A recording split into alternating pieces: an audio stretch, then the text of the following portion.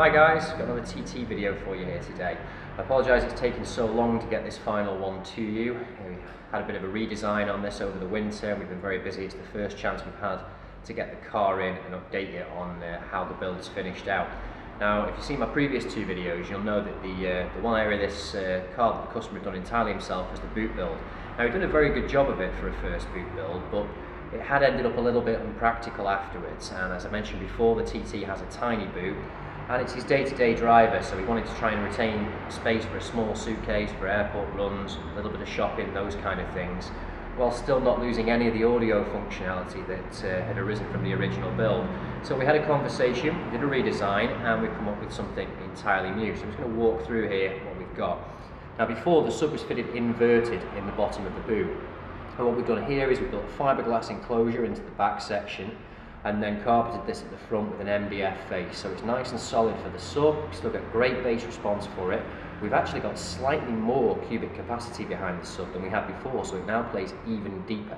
But what that's allowed us to do is to bury one of the amps underneath and another one at the back here, and still retain a good deal amount of space here for a TT anyway, that you can get a couple of shopping bags in, you can get a small suitcase, and everything's practical.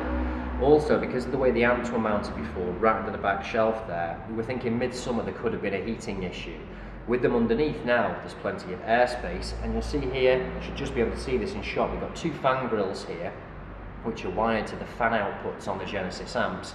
So if they ever reach a temperature which is regarded as unhealthy for the amps, the fans kick in, there's a push-pull system which ventilates the air, keeps them nice and cool. So even if you sat stationary with the boot down, this can run all day and the amps will never overheat. We've moved the battery behind the box in the corner here. You see we've got a fuse distribution box.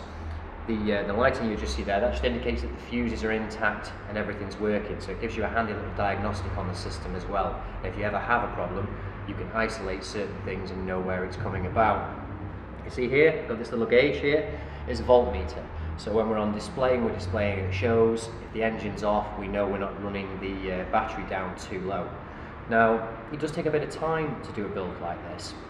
And if you put the thought into it beforehand, no matter how small your boot is, and this car is a perfect example, you know you can get good sound, practicality, whilst maintaining the aesthetic appeal of the car. You'll notice there's no fancy fiberglass, no crazy paintwork, nothing like that. Everything is clean, simple, looks very cool, and sounds absolutely fantastic.